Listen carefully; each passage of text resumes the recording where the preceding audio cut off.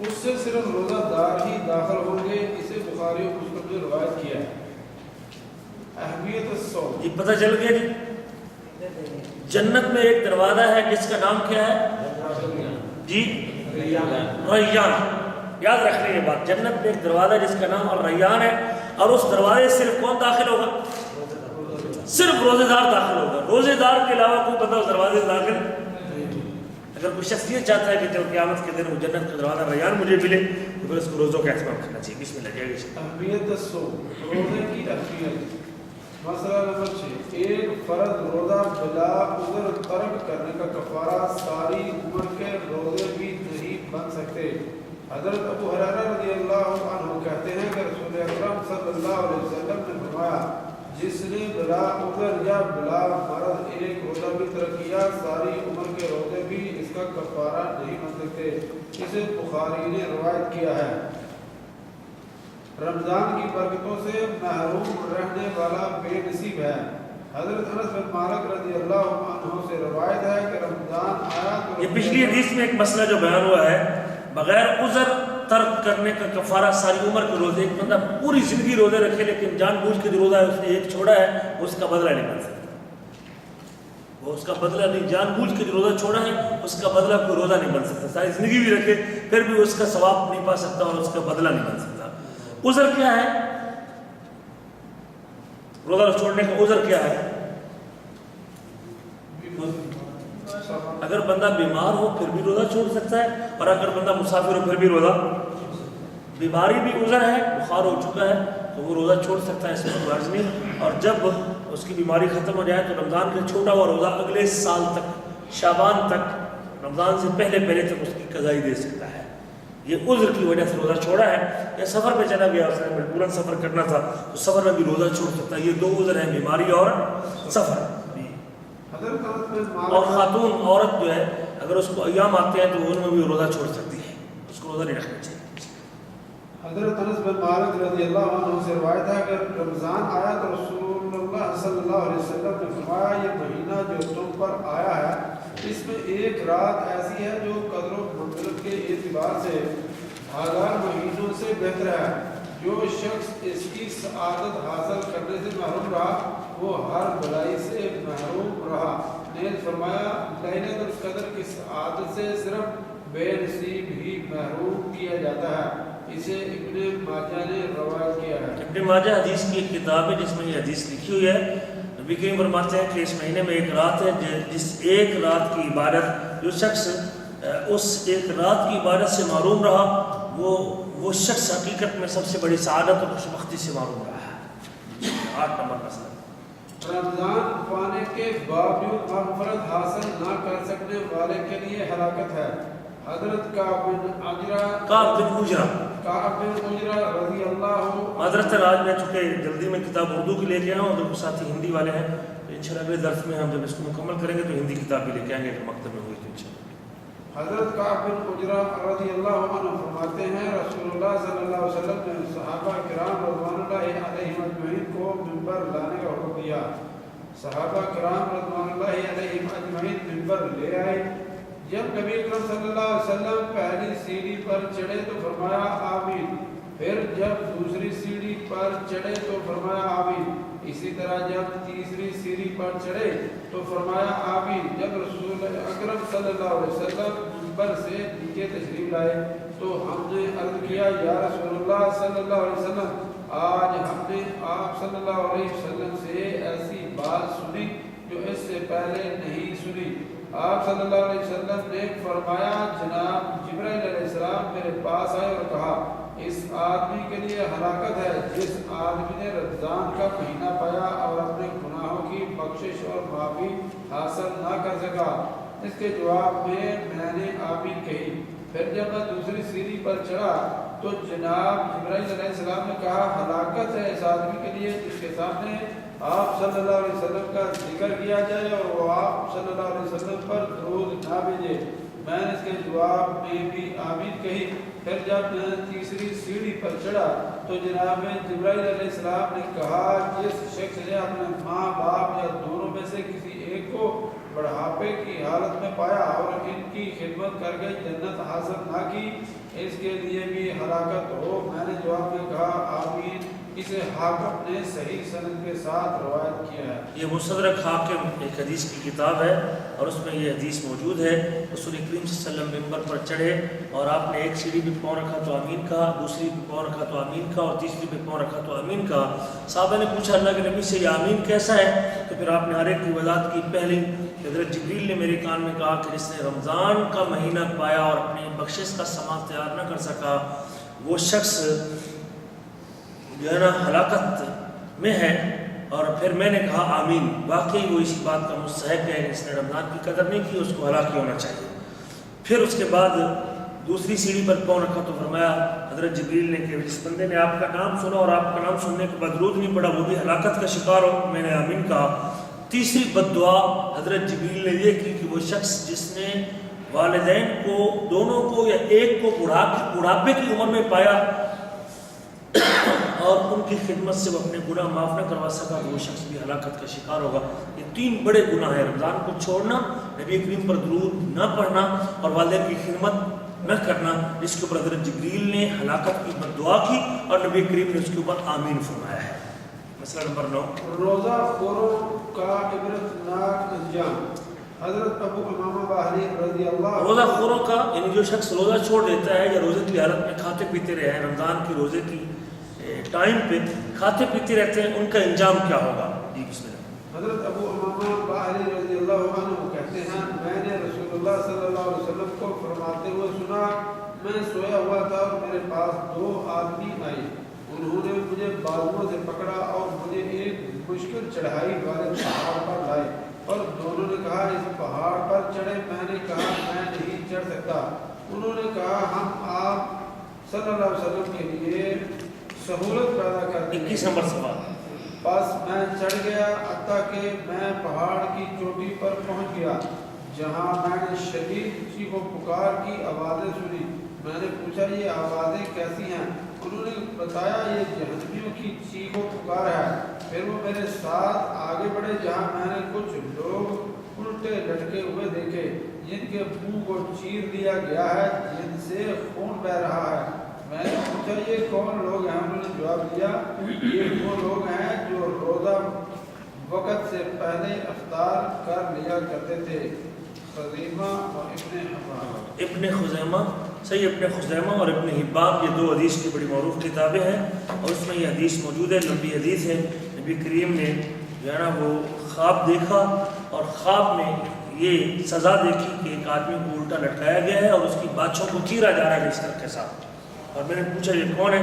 فرمایا یہ وقت سے پہلے کھا لیے پیے کرتے تھے، وقت سے پہلے یعنی افطاری سے پہلے کھا پی لیتے تھے کہ روزہ نہیں رکھتے تھے، دن میں کسی وقت بھی کھا لیتے تھے تو اس کو یہ سزا قیامت کے دن ملے گی جہنم کے اندر۔ رؤیت الہلال، چاند دیکھنے کے مسائل۔ رمضان المبارک کا چاند دیکھ کر روزے شروع کرنے چاہیے۔ شبان کے آخر میں اگر مطلع ابر آلود ہو تو شبان کے 30 دن پورے کرنے چاہیے، اور اگر رمضان کے آخر میں مطلع ابر آلود ہو تو رمضان کے 30 دن پورے کرنے چاہیے۔ عبداللہ بن عمر رضی اللہ عنہما سے روایت ہے کہ رسول اللہ عبداللہ بن عمر کون ہے بھائی پتہ ہے؟ عبداللہ بن عمر کون ہے؟ عمر رضی اللہ عنہ کے بیٹے، یہ عمر بن خطاب کے بیٹے ہیں اور یہ صحابی رسول ہیں، بیٹا بھی صحابی ہے اور باپ بھی صحابی ہے۔ عمر بن خطاب کون ہے جی؟ کون ہے؟ عمر بن خطاب نبی کریم کے دوسرے خلیفہ ہیں، ابوبکر صدیق کے بعد آپ کے مصلح کے دوسرے وارث اور آپ کے دوسرے نائب عمر بن خطاب تھے۔ عمر بن خطاب کون تھے؟ نبی کریم نے 10 لوگوں کو جنت کی بشارت دی اور ان 10 میں سے دوسرا شخص جس کو آپ نے فرمایا ابو بکر فی الجنہ اور عمر فی الجنہ، دوسرے نمبر کا جنت کی بشارت پانے والا شخص بھی عمر بن خطاب ہے۔ کون ہے عمر بن خطاب؟ وہ شخص ہے جس کو اللہ کے رسول نے دعائیں مانگ مانگ کے اللہ سے لیا تھا اللہ اسلام کو عزت دے، یا عمر بن خطاب کو مسلمان کر دے یا عمر بن ہشام کو مسلمان کر دے۔ عمر بن خطاب کون ہے؟ نبی کریم فرمایا کہ جس راستے سے عمر گزرتا ہے شیطان وہ راستہ چھوڑ دیتا ہے۔ اب مجھے بتائیے شیطان اگر راستہ چھوڑ دیتا ہے عمر بن خطاب کے ایمان اور اس کی صداقت کی وجہ سے آج جو شخص عمر سے نفرت کرتا ہے اس کا ایمان ٹھیک ہے؟ ایمان درست نہیں، وہ بے ایمان شخص ہے جو عمر سے بغض رکھتا اور عداوت رکھتا ہے۔ اور عبداللہ ان کے بیٹے ہیں، نبی کریم صلی اللہ علیہ وسلم کے رشتے میں کیا لگتے تھے؟ برادر نسبتی لگتے تھے۔ نبی کریم صلی اللہ علیہ وسلم کے گھر حضرت عبداللہ کی بہن تھی اور عمر بن خطاب کی بیٹی تھی۔ حضرت حفصہ ام المومنین نبی کریم کی بیوی حضرت عبداللہ بن عمر کی کیا لگتی تھی؟ بہن لگتی تھی۔ عبداللہ بن عمر رضی اللہ عنہما سے روایت ہے کہ رسول اللہ صلی اللہ علیہ وسلم نے فرمایا چاند دیکھے بغیر رمضان کے روزے شروع نہ کرو اور چاند دیکھے بغیر رمضان ختم نہ کرو، اگر مسئلہ اگر علول ہو تو مہینے کے 30 دن پورے کرو۔ اسے بخاری اور مسلم نے روایت کیا ہے۔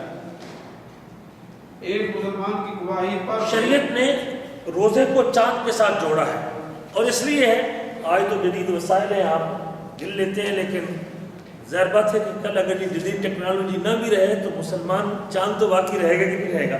تو شریعت نے جتنے بھی احکام جوڑے ہیں نا، حج کے، عمرے کے، رمضان کے، عبادات ساری کی ساری چاند کے ساتھ جڑی ہوئی ہیں۔ اگر آپ غور کریں گے تو عید ہے، ذی الحجہ ہے، حج ہے، وہ چاند کے ساتھ متعلقہ ہے، اور یہی شریعت نے اس کو بیس بنایا ہے۔ روزے کے حوالے سے بھی شعبان کی اگر 29 تاریخ کو چاند کے نکلنے کی جگہ آپ کو واضح نہیں ہو رہی، چاند نظر نہیں آ رہا، تو پھر احتیاط کے طور پہ 29 کو اس شک کی وجہ سے کہ شاید کل رمضان کا پہلا دن ہو، اس وجہ سے روزہ رکھنا یہ جائز نہیں ہے۔ اس کو یوم شک کا روزہ کہتے ہیں، اور نبی کریم نے فرمایا کہ جو یوم شک کو روزہ رکھتا ہے، شک کے دن روزہ رکھتا ہے، وہ ابو القاسم نبی کریم کی مخالفت کرتا ہے۔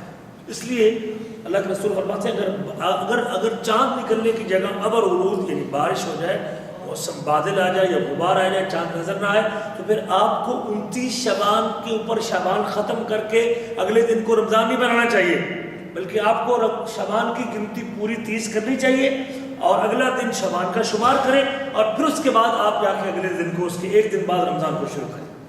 جی بسم اللہ۔ حضرت عبداللہ بن عمر رضی اللہ عنہما سے روایت ہے کہ لوگوں کے ساتھ میں نے چاند دیکھا اور میں نے نبی اکرم صلی اللہ علیہ وسلم کو بتایا کہ میں نے چاند دیکھا ہے، چنانچہ نبی اکرم صلی اللہ علیہ وسلم نے خود بھی روزہ رکھا اور لوگوں کو بھی روزہ رکھنے کا حکم دیا۔ اسے ابو داؤد نے روایت کیا ہے۔ رمضان کی پہلی تاریخ ابو داؤد حدیث کی ایک کتاب ہے، ابو داؤد سنن ابی داؤد حدیث کی ایک معروف کتاب ہے۔ بخاری، مسلم، ابو داؤد، ترمذی، نسائی، ابن ماجہ حدیث کی یہ 6 کتابیں جن کو سیاستہ کہتے ہیں، ان میں سے ایک کتاب کا نام سنن ابی داؤد ہے۔ ابو داؤد اس کے مؤلف کا نام ہے، امام ابو داؤد جو ہے نا سلیمان بن اشعث اگر ان کا نام ہے، تو امام ابو داؤد ان کی کنیت ہے، اور انہوں نے یہ کتاب مرتب کی ہے، اور یہ کئی ہزار حدیثیں اس کے اندر موجود ہیں جس کے حوالے سے یہاں مؤلف نے ذکر کیا ہے۔ مسئلہ نمبر 13، رمضان کی پہلی تاریخ کے چاند کے بظاہر چھوٹا یا بڑا ہونے سے شک میں نہیں پڑنا چاہیے۔ حضرت ابو البختری رضی اللہ عنہ رضی اللہ عنہ کہتے ہیں ہم عمرہ کے لیے مدینہ سے روانہ ہوئے، جب نخلا کے مقام پر پہنچے تو سب نے نیا چاند دیکھا۔ کچھ لوگوں نے کہا یہ تو تیسری رات کا چاند لگتا ہے بڑا ہونے کی وجہ سے، کچھ لوگوں نے کہا دوسری رات کا لگتا ہے۔ ہماری ملاقات حضرت عبداللہ بن عباس رضی اللہ عنہما سے ہوئی۔ کون ہے عبداللہ بن عباس؟ کسی کو یاد ہے؟ عباس رضی اللہ عنہ بیٹے نبی کریم کے کیا لگتے تھے؟ عبداللہ بن عباس کیا لگتے تھے؟ نبی کریم کے چچا زاد بھائی تھے۔ حضرت عباس نبی کریم صلی اللہ علیہ وسلم کے چچا تھے، عبداللہ آپ کے والد گرامی کے بھائی تھے، ابو طالب کے بھائی تھے، حضرت عباس آپ کے چچا تھے۔ حضرت عباس کے بیٹے کا نام عبداللہ ہے اور انہیں کو عبداللہ بن عباس کہتے ہیں۔ باپ بھی صحابی اور بیٹا بھی، باپ بیٹا دونوں صحابی تھے۔ صحابی کسے کہتے ہیں؟ جس نے ایمان کی حالت میں اللہ کے رسول صلی اللہ علیہ وسلم کو دیکھا ہو، ایمان کی حالت میں اللہ کے نبی سے ملاقات کی ہو اور ایمان پر فوت ہوا ہو، اس کو صحابی کہتے ہیں۔ بسم اللہ شروع کریں۔ حضرت عبداللہ بن عباس رضی اللہ عنہما سے ہوئی تو ہم نے ان سے کہا کہ ہم نے چاند دیکھا ہے، کچھ لوگوں نے تیسری رات کا کہا ہے، کچھ نے دوسری رات کا۔ حضرت عبداللہ بن عباس رضی اللہ عنہما نے پوچھا تم نے کون سی رات چاند دیکھا تھا؟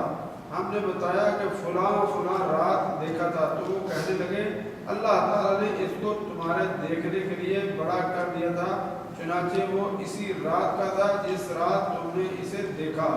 اسے مسلم نے روایت کیا ہے۔ نیا چاند دیکھنے پر یہ دعا پڑھنا مسنون ہے۔ حضرت طلحہ بن عبید اللہ رضی اللہ عنہما سے روایت ہے کہ نبی اکرم صلی اللہ علیہ وسلم جب چاند دیکھتے تو یہ دعا پڑھتے یا الہی ہم پر یہ چاند امن، ایمان اور سلامتی کے ساتھ طلوع فرما۔ اے چاند میرا اور تیرا رب اللہ ہے۔ اسے ترمذی نے روایت کیا ہے۔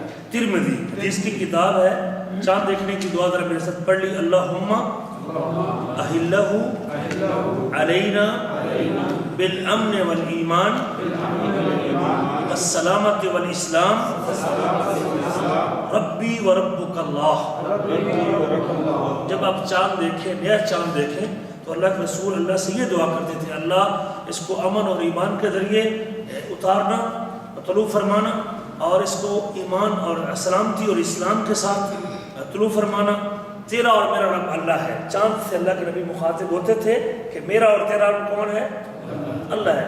اس سے یہ بھی پتہ چلا کہ اگر آپ کسی بے جان چیز سے مخاطب ہوتے ہیں تو اس سے اس کا سننا لازم نہیں آتا، اس سے اس کا سننا لازم۔ نبی کریم چاند سے مخاطب ہوئے میرا اور تیرا رب اللہ ہے۔ کیا اتنی دوری پہ چاند سنتا ہے؟ یا چاند میں سننے کی صلاحیت ہے؟ جی نہیں۔ کچھ لوگ جب قبرستان میں جاتے ہیں وقت یہ دعا پڑھتے ہیں نا السلام علیکم علی الدیار، کہ تم پر سلامتی ہو اے قبر والوں، اس سے یہ استنباط کرتے ہیں کہ قبر والوں کو سلام کہنے کا حکم دیا، لہذا قبر والے سنتے ہیں۔ تو کسی مردہ شخص کو جس کی روح نکل چکی ہے اس کو مخاطب کرنے کا یہ مطلب نہیں کہ وہ سنتا ہے۔ رسول کریم نے چاند کو مخاطب کر کے کہا کہ میرا اور تیرا رب اللہ ہے، کیا چاند سنتا ہے؟ جی نہیں۔ تو مخاطب کرنے سے یہ نہیں، کشید نہیں کرنا چاہیے، کھینچنا نہیں چاہیے، زبردستی کو مسئلہ ایسے نکالنا نہیں چاہیے کہ اس سے نکلتا رہو۔ جب روح نکل چکی ہے قانون یہ ہے کہ جب اس کی روح نکل چکی ہے تو وہ سنتا نہیں۔ یہ بھی مسئلہ ہے وہ کہتے ہیں دوسری روح اللہ تعالیٰ اور تعالیٰ لیکن دنیا کے سننے کا معاملہ اس سے ختم ہو جاتا ہے۔ دنیا کی سنتا ہے کہتے ہیں نہیں سننے والی کوئی ساتھ موجود۔ یہ کتاب پوری کر لیتے ہیں انشاءاللہ۔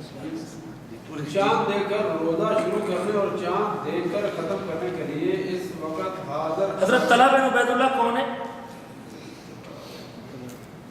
عبید اللہ کے بیٹے طلحہ بن عبید اللہ کون ہے؟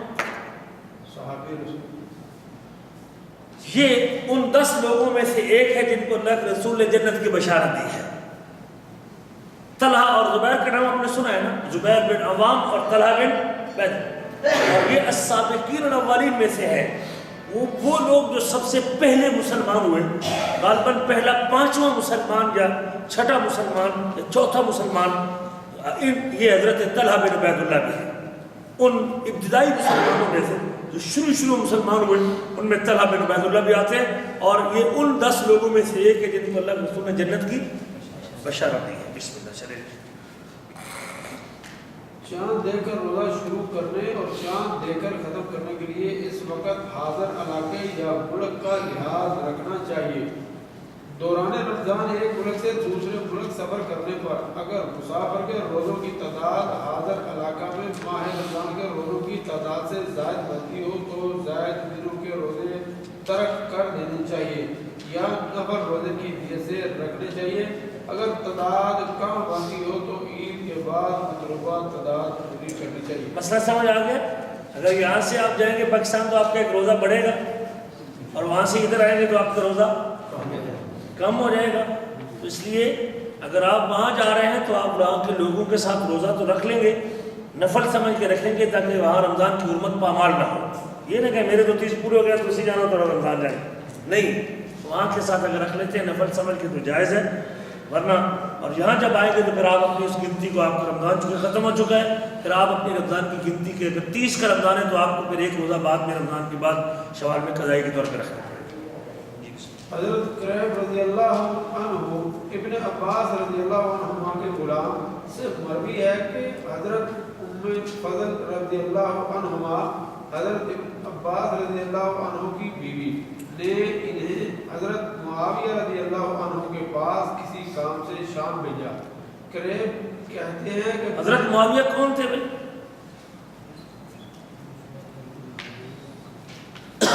کون؟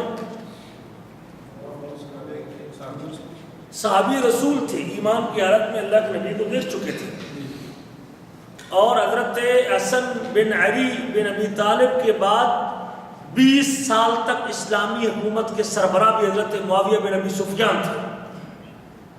کتنے سال تک؟ 20 سال تک، سن 40 ہجری سے لے کر 60 ہجری تک اسلامی حکومت کے فرما باز، پورے 20 سال تک اسلامی حکومت کو سنبھالنے والے کون تھے؟ حضرت معاویہ بن ابی سفیان تھے۔ نبی کریم سے کیا رشتہ داری تھی ان کی؟ جی، نبی کریم کی بیوی حضرت ام حبیبہ کے بھائی تھے۔ حضرت ام حبیبہ امہات المومنین میں سے ایک ہے، ابو سفیان کی بیٹی ہے اور حضرت امیر معاویہ کی بہن لگتی ہے۔ رسول کریم کے رشتے میں برادر اللہ، جسے آپ کہتے ہیں برادر نسبتی، لگتے تھے۔ بات سمجھ آ رہی کہ نہیں؟ اس سے میں بعض لوگ حضرت امیر معاویہ کو برا کہتے ہیں، لا علمی اور جہالت کی وجہ سے ان کو یہ پتہ نہیں کہ یہ شخص صحابی رسول ہے اور اس کی اللہ کے نبی سے رشتہ داری کیا ہے۔ اور اگر آپ اس شخص کے ایمان میں شک کرتے ہیں، ان کو نعوذ باللہ اس ایمان سے خارج کرتے ہیں، تو کیا 20 سال تک اسلامی سلطنت کسی غیر مسلم کے پاس رہی؟ پھر تو آپ تو اسلامی دور ہی ختم ہوتا ہے، اسلامی تاریخ ہی ساری کی ساری اس کا سفایا ہوتا ہے اگر آپ امیر معاویہ کے امام الاسلام میں کیا کرتے ہیں؟ شک کرتے ہیں۔ جی، حضرت نے حضرت معاویہ رضی اللہ عنہ کے پاس کسی کام سے شام بھیجا۔ قریب کہتے ہیں کہ میں نے شام آ کر ان کا کام کیا، میں بھی شام ہی میں تھا کہ رمضان کا چاند نظر آ گیا، میں نے بھی جمعہ کی رات چاند دیکھا، پھر میں رمضان کے آخر میں مدینہ واپس آ گیا۔ حضرت عبداللہ بن عباس رضی اللہ عنہ نے چاند کے بارے میں مجھ سے دریافت کیا کہ تم نے وہاں چاند کب دیکھا تھا؟ میں نے جواب دیا کہ ہم نے تو جمعہ کی رات دیکھا تھا۔ حضرت عبداللہ بن عباس رضی اللہ عنہ نے پھر پوچھا کیا تم نے بھی دیکھا تھا؟ میں نے جواب دیا کہ ہاں، بہت سے دوسرے آدمیوں نے بھی دیکھا تھا، اور سب لوگوں نے حضرت معاویہ رضی اللہ عنہ کے ساتھ دوسرے دن یعنی ہفتہ کا روزہ رکھا۔ حضرت عبداللہ بن عباس رضی اللہ عنہ نے فرمایا ہم نے تو چاند ہفتہ کے دن یعنی ایک دن کے فرق سے دیکھا ہے، ہم اسی حساب سے روزے رکھتے رہیں گے یہاں تک کہ 30 دن پورے کر لیں یا چاند دیکھ لیں۔ میں نے عرض کیا کیا آپ لوگ حضرت معاویہ رضی اللہ عنہ کی روایت اور ان کے روزے کو کافی نہیں سمجھتے؟ فرمایا نہیں، ہمیں رسول اکرم صلی اللہ علیہ وسلم نے اسی طرح حکم فرمایا ہے۔ اسے احمد، مسلم، ابو داؤد اور نسائی نے روایت کیا ہے۔ تینوں حدیث کی کتابیں مسلم، ابو داؤد اور نسائی۔ حضرت امیر معاویہ چونکہ شام میں تھے اور حضرت عبداللہ بن عباس کہاں تھے؟ مدینہ میں تھے، تو مدینہ والے اپنے چاند کا اعتبار کریں گے اور شام والے اپنے چاند کا اعتبار کریں گے۔ اس سے پتہ چلتا ہے کہ جس علاقے میں آپ رہتے ہیں، بھئی ابھی تو چلو جدید وسائل موجود ہیں، آپ فوری ریڈیو کے ذریعے، ٹی وی کے ذریعے خبر کر کے دوسرے لوگوں کو بتا سکتے ہیں، لیکن جب آپ کے پاس کوئی ذرائع ایک مطلب یہ دنیا کا نظام تو سارا ختم ہو جائے گا، دوبارہ معاملہ بنجر میں چل جائے گا۔ یہ آج سے پہلے یہ اب جو وسائل موجود نہیں تھے تب لوگ کیا کرتے؟ کیا پوری دنیا ایک وقت روزہ رکھ سکتی تھی؟ نہیں۔ تو جب اس کو چاند سے متعلق کیا ہے تو قیامت تک کسی وقت بھی جب یہ چاند سے مسئلہ جڑا رہے گا تو لوگ اپنے چاند کو دیکھ کے جس علاقے میں جب چاند نظر آئے گا تو اس کے مطابق روزہ رکھ سکتے ہیں۔ ابر کی وجہ سے شوال کا چاند دکھائی نہ دے اور روزہ رکھ لینے کے بعد معلوم ہو جائے کہ چاند نظر آ چکا ہے تو روزہ کھول دینا چاہیے۔ حدیث نماز عید کے مسائل میں مسئلہ نمبر 165 کے تحت نیت کے مسائل۔ اعمال کے اجر و ثواب کا دارومدار نیت پر ہے۔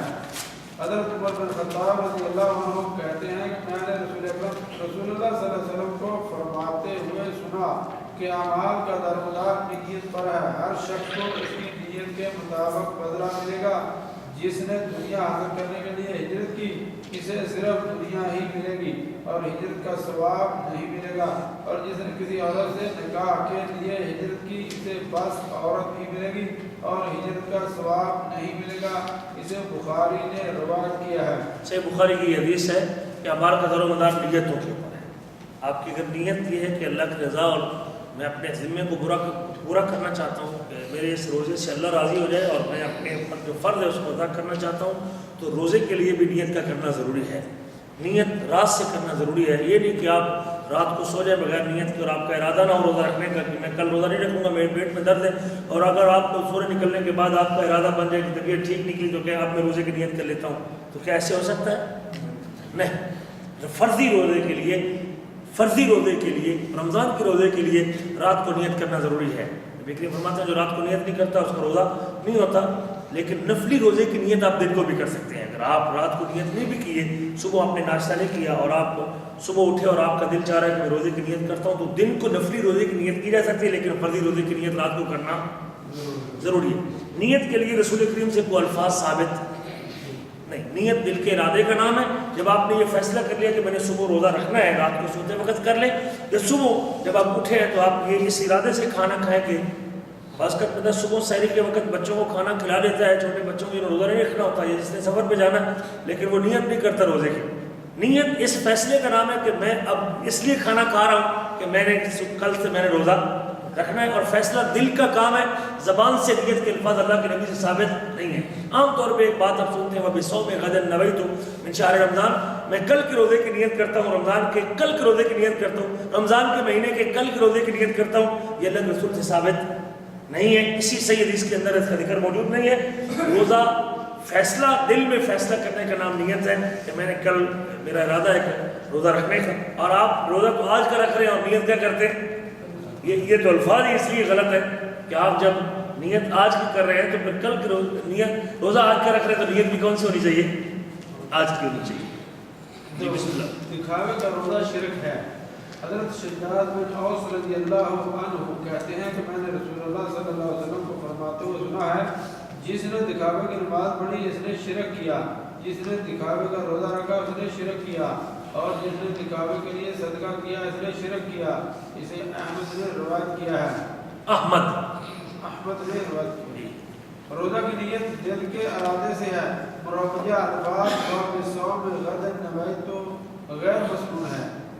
غیر مسنون ہے یعنی سنت سے ثابت نہیں ہے۔ اللہ کے رسول سے یہ الفاظ ثابت نہیں ہے۔ وَبِصَوْمِ غَدٍ نَوَيْتُ یہ اللہ کے نبی صلی اللہ علیہ وسلم سے ثابت نہیں ہے۔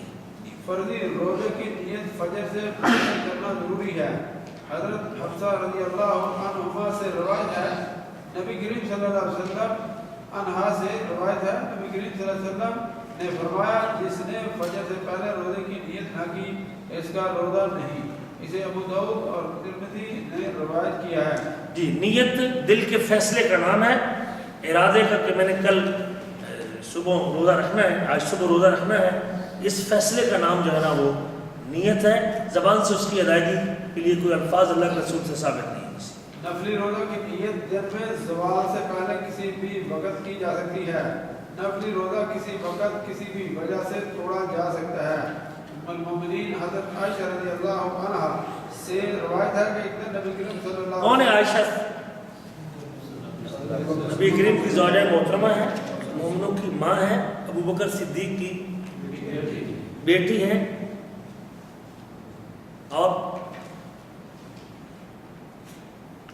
جن کی برات کے لیے اللہ تعالیٰ نے آسمان سے سورۃ نور میں ان کی پاکیزگی کے لیے آیتیں نازل کی ہیں۔ رسول کریم صلی اللہ علیہ وسلم سے ایک دن کسی نے پوچھا کہ آپ کو سب سے زیادہ محبت کس سے ہے؟ تو رسول کریم نے کیا جواب دیا؟ فرمایا حضرت عائشہ سے۔ حالانکہ سوال کرنے والے کا مقصد نہیں تھا کہ بیویوں سے محبت کا سوال نہیں کیا تھا، وہ کہنے لگا نہیں میرا مقصد یہ نہیں تھا کہ بیویوں میں سے کس سے محبت ہے، میں نے تو جنرل پوچھا تھا کہ آپ کے دل میں سب سے محبت کس کی ہے؟ تو رسول کریم کے دل میں اگر سب سے زیادہ بیوی کی محبت تھی تو آپ نے بتانے میں بھی کوئی ہچکچاہٹ محسوس؟ اس سے پتہ چلتا ہے کہ بیوی کے ساتھ اگر بندے کو محبت ہو بھی صحیح تو اس کا اظہار کرنے میں کوئی حرج ہے۔ اگر اس کا اظہار کرنا عیب ہوتا تو نبی کریم کبھی یہ جواب نہ دیتے۔ پھر وہ شخص کہنے لگا نہیں ہمارا مقصد عورتوں میں سے یا بیویوں میں سے نہیں تھا، میرا مقصد تھا مردوں میں سے سب سے زیادہ محبت کس کی ہے؟ تو آپ نے کیا جواب دیا؟ فرمایا عائشہ کے باپ سے سب سے زیادہ۔ بسم اللہ چلے۔ ام المومنین حضرت عائشہ رضی اللہ عنہا سے روایت ہے کہ ایک دن نبی اکرم صلی اللہ علیہ وسلم میرے گھر تشریف لائے اور پوچھا کیا تمہارے پاس کچھ کھانے کو ہے؟ ہم نے کہا نہیں۔ نبی اکرم صلی اللہ علیہ وسلم نے فرمایا اچھا تو پھر میرا روزہ ہے۔ کسی اور دن نبی اکرم صلی اللہ علیہ وسلم کون سا روزہ تھا، فرضی کی نفلی؟ میرے گھر تشریف لائے، پوچھا کھانے کو کچھ ہے؟ کہنے کی نہیں، فرمایا پھر میرا۔ کب نیت کی؟ جی جب کھانا گھر میں نہیں تھا تو آپ نے روزے کی نیت کر لی۔ کیا کمال کی زندگی تھی، اللہ اکبر۔ کسی اور دن پھر نبی اکرم صلی اللہ علیہ وسلم ہمارے گھر تشریف لائے تو میں نے عرض کیا یا رسول اللہ صلی اللہ علیہ وسلم ہیس حلوہ کا تحفہ آیا ہے۔ رسول اللہ صلی اللہ علیہ وسلم نے فرمایا تو لاؤ، میں صبح سے روزے سے تھا۔ پھر رسول اللہ صلی اللہ علیہ وسلم نے کھا لیا۔ کیا سمجھ آئی اس سے؟ اسے مسلم نے روایت کی۔ نفلی روزے کو چھوڑا بھی چھوڑا توڑنا ذرا لفظ مشکل آپ بولنا بولے رمضان بھائی، اگر آپ کے نفلی روزے کو چھوڑنا بھی چھوڑ سکتا ہے۔ اگر کوئی شخص نفلی روزے کو چھوڑنا چاہے، اس نے صبح نیت کی تھی لیکن وہ نہیں رکھ پا رہا، اس کو اگر دعوت مل گئی ہے یا کوئی اور مسئلہ بن گیا ہے یا کہیں اس کو جانا پڑ گیا ہے یا کوئی اس کا دل نہیں مطلب پورا کرنے کو جی نہیں چاہ رہا، تو نفلی روزے کو چھوڑنا بھی۔ اللہ کے رسول نے چھوڑا کہ نہیں چھوڑا؟ صحیح مسلم کی حدیث ہے۔ تو آپ حضرات یہ مسئلہ تسلی رکھیں کہ نفلی روزے کو چھوڑا بھی جا سکتا ہے، دن کو اس کی نیت بھی کی جا سکتی ہے، اور اگر کوئی اچھا کھانا مل جائے تو اس کو توڑا بھی توڑا کہ نہیں توڑا؟ لگ رسول نے جی چھوڑا ہے نا؟ تو رسول کریم کے ہر عمل میں حکمت ہے کہ نہیں حکمت؟ سحری اور افطاری کے مسائل۔ سحری کھانے میں برکت ہے۔